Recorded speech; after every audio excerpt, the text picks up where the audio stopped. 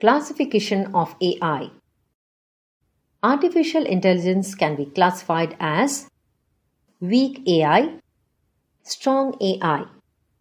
These terms were coined by John Searle to differentiate performance in different kinds of AI machines. Weak artificial intelligence. They scan or listen for things that are similar to what they know and respond to them accordingly. It is a human-like feature but still cannot take its own decisions. All it does is get triggered by a command and respond to what it is programmed to do. It doesn't understand or derive meaning of what you said.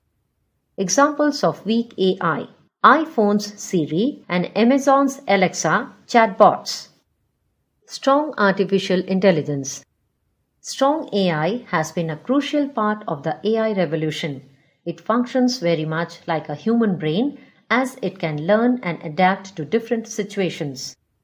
It doesn't classify and process data. This means that there isn't a programmed answer to a user's keywords or requests. The results of their programming and functions are actually unpredictable.